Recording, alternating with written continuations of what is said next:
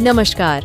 आप सबसे एक विनती है कि इस न्यूज पॉडकास्ट को अंत तक जरूर सुनें और ये न्यूज पॉडकास्ट आप किस जगह से सुन रहे हैं, हमें कमेंट बॉक्स में जरूर बताइए।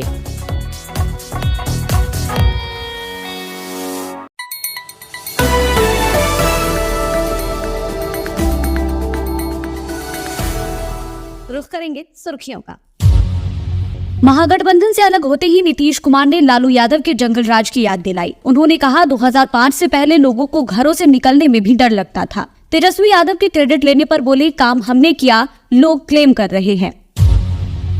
कटिहार में भारत जोड़ो यात्रा के दौरान राहुल गांधी की सुरक्षा में चूक का मामला सामने आया है। जिस एसयूवी की रूफ पर कांग्रेस सांसद सवार थे, उसका कांच टूटकर गिर गया। बताया जा रहा है कि कई समर्थक कार के ऊपर चढ़ गए थे, जिसकी वजह से शीशा टूटा। सासाराम में सीआरपीएफ के assistant sub inspector Vijay Kumar के घर एक तेंदुआ घुस गया। गनीमत ये रही कि परिवार के सभी लोग दूसरी मंजिल पर थे। वक्त रहते सभी दरवाजों को बंद कर लिया। वन विभाग की टीम के पहुंचने से पहले ही तेंदुआ भाग गया। सर्च ऑपरेशन चलाया जा रहा है। मुजफ्फरपुर में कारोबारी की गोली मारकर हत्या कर दी गई। घर से सिर्फ 100 मीटर की दूरी पर हमलावरों ने इस वारदात को अंजाम दिया। मृतक की पहचान मुकेश कुमार के रूप में की गई है। पटना में धरना प्रदर्शन और जुलूस पर रोक लगा दी गई है। जिला प्रशासन ने धारा 144 लागू कर दी है। रेलवे अभ्यर्थियों के प्रोटेस्ट को देखते हुए ये फैसला लिया गया है। ये आदेश 31 जनवरी तक लागू रहेगा।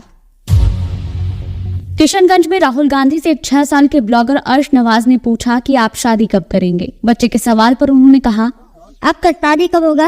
अब देखेंगे। हाँ, अब देखें, अभी तो काम कर रहा हूँ। इस दौरान उसने कांग्रेस सांसद को भविष्य का प्रधानमंत्री बताया। ये गाइस फ्यूचर प्राइम मिनिस्टर है।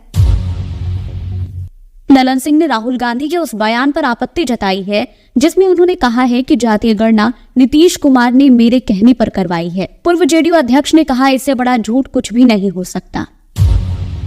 बेगूसराय में शराब माफिया ने उत्पाद विभाग की टीम पर हमला कर दिया। एक पुलिसकर्मी घायल हो गया। वाहनों में भी तोड़फोड़ की गई है। 2 आरोपियों को गिरफ्तार कर लिया गया है। ये वारदात मंगलवार रात बखरी थाने के गुड़ियारी वार्ड नंबर 27 में हुई है।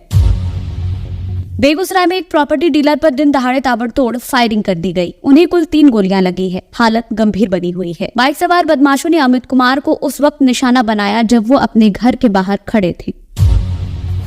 बिहार में कड़ाके की ठंड के बाद अब मौसम बदलने लगा है। अगले 5 दिनों तक तापमान बढ़ने का पूर्वानुमान है। मंगलवार को अधिकांश जिलों में धूप निकली। मौसम विभाग ने अगले 2 दिनों में बारिश की संभावना जताई है। इंटरमीडिएट की वार्षिक परीक्षा कल से शुरू हो रही है। परीक्षा के लिए राज्य भर में 1523 परीक्षा केंद्र बनाए गए हैं। पटना जिले में 78 परीक्षा केंद्र बनाए गए हैं।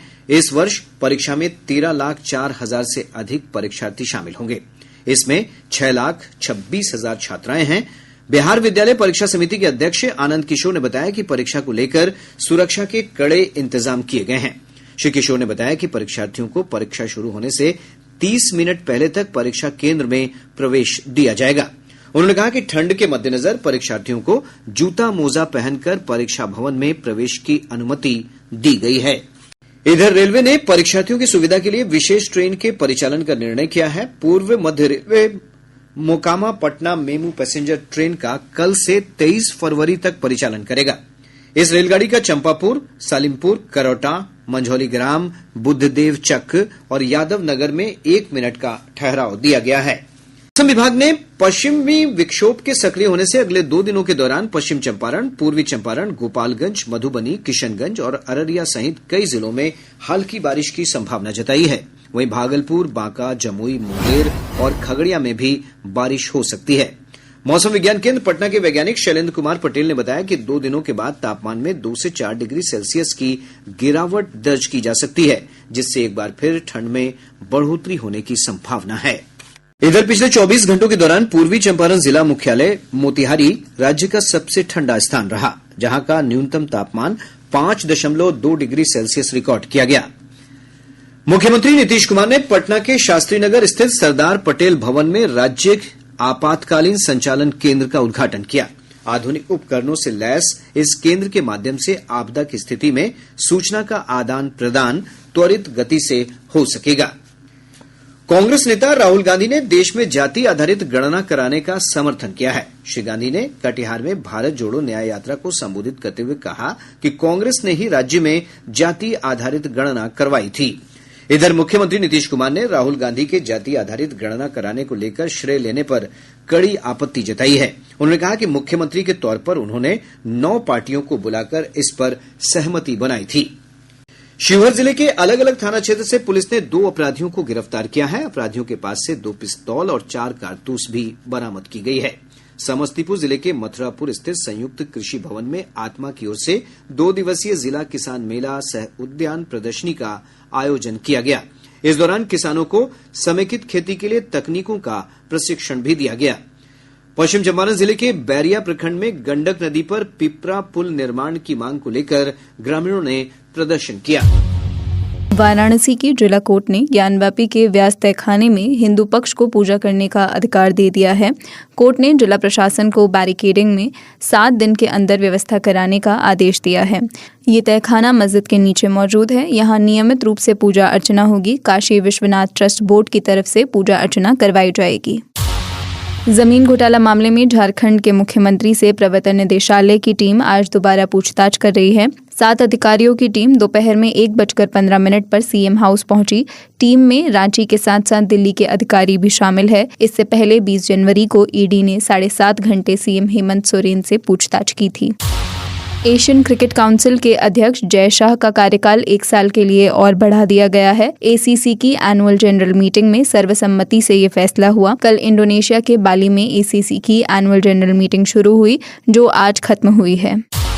शराब घोटाला मामले में जांच एजेंसी ईडी ने एक बार फिर दिल्ली के मुख्यमंत्री अरविंद केजरीवाल को समन किया है। एजेंसी ने केजरीवाल को 5वीं बार समन भेजकर 2 फरवरी को पूछताछ के लिए बुलाया है। इससे पहले भेजे गए समन को मुख्यमंत्री केजरीवाल ने बदले की कार्रवाई बताया था। ईडी ने इससे पहले 17 जनवरी, 3 जनवरी, 21 दिसंबर और 2 नवंबर को दिल्ली के सीएम को समन भेजा था, लेकिन वो पेश नहीं हुए थे। लोकसभा 2024 की तैयारियों को तेज करते हुए कांग्रेस संसदीय दल के रणनीति ग्रुप की आज बैठक होगी। ये बैठक शाम के वक्त 10 जनपद कांग्रेस नेता सोनिया गांधी के आवास पर की जाएगी। वहीं कांग्रेस की भारत जोड़ो न्याय यात्रा आज बिहार से दोबारा पश्चिम बंगाल पहुंची है। यहां मालदा में राहुल गांधी की कार का शीशा टूट गया है। पहले खबर आई थी कि राहुल की कार पर पत्थरों से हमला किया गया था। इसकी जानकारी अधीर रंजन चौधरी ने दी थी। इसके कुछ देर बाद कांग्रेस की सोशल मीडिया प्रमुख सुप्रिया श्रीनेत ने कहा कि राहुल पर हमले की खबर गलत है। केरल में पीसी जॉर्ज के नेतृत्व वाली केरल जनपक्षम सेक्युलर पार्टी का भाजपा में विलय हो गया है। केरल विधानसभा में 30 साल से अधिक वक्त तक पुंजर सीट का प्रतिनिधित्व करने वाले जॉर्ज ने पीएम मोदी के नेतृत्व की तारीफ की और कहा कि भारत को इतना कुशल प्रधानमंत्री कभी नहीं मिला।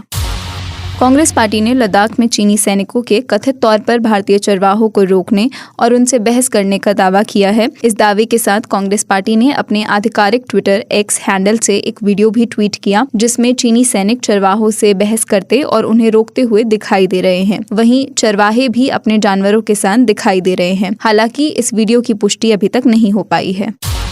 अमेरिका के पूर्व राष्ट्रपति डोनाल्ड ट्रंप को शांति के नोबेल प्राइज के लिए नॉमिनेट किया गया है। उन्हें रिपब्लिकन पार्टी की सांसद क्लॉडिया टेनी ने मिडिल ईस्ट में शांति के लिए बनाई गई पॉलिसी अब्राहम अकॉर्ड के लिए नॉमिनेट किया है। इसी के साथ ये चौथी बार हुआ है जब इस सम्मान के लिए ट्रंप का नाम भेजा गया है। ब्रिटेन की एक कोर्ट ने भारतीय कपल को 33 साल की सजा सुनाई है। इस कपल पर ड्रग तस्करी का आरोप था। ब्रिटेन के नेशनल क्राइम एजेंसी के मुताबिक आरती धीर और कंवलजीत सिंह रायजादा ने 600 करोड़ की 514 किलोग्राम कोकेन ऑस्ट्रेलिया से स्मगल की थी। दोनों को 2021 में ब्रिटेन के हैनवेल शहर में गिरफ्तार किया गया था। रूस के विदेश मंत्री सर्गेई लावरोव ने उस मीडिया रिपोर्ट को खारिज कर दिया है जिसमें दावा था कि भारत रक्षा के क्षेत्र में रूस पर अपनी निर्भरता कम करने की कोशिश कर रहा है। रूसी न्यूज एजेंसी TASS से बात करते हुए लावरोव ने कहा कि भारत पहले की तरह हर क्षेत्र में रूस का अहम साझेदार है और इसमें डिफेंस सेक्टर भी शामिल है। उन्होंने पिछले महीने हुई विदेश मंत्री S जयशंकर की मॉस्को विजिट का जिक्र किया और बताया कि उस दौरान भारत और रूस के बीच मिलिट्री और तकनीकी साझेदारी बढ़ाने पर चर्चा हुई थी। दोनों देशों ने एक साथ मिलकर हथियार बनाने पर भी बात की थी। अडानी ग्रुप की कंपनी अडानी विल्मर लिमिटेड ने आज फाइनेंशियल ईयर 2023 से 24 की तीसरी तिमाही यानी अक्टूबर से दिसंबर के नतीजे घोषित कर दिए हैं। Q3 फिस्कल ईयर 24 में कंपनी का नेट प्रॉफिट सालाना आधार पर 18.29% घटकर 201 करोड़ रुपए रहा। शेयर बाजार में आज तेजी देखने के लिए मिल रही है। सेंसेक्स 200 अंक से ज्यादा की तेजी पर 71,600 के स्तर पर कारोबार कर रहा है। वहीं निफ्टी में भी 150 अंक से ज्यादा की तेजी है। ये 21,700 के स्तर पर ओपन हुआ। सेंसेक्स के 30 शेयरों में से 21 में तेजी और 7 में गिरावट देखने के लिए मिल रही है।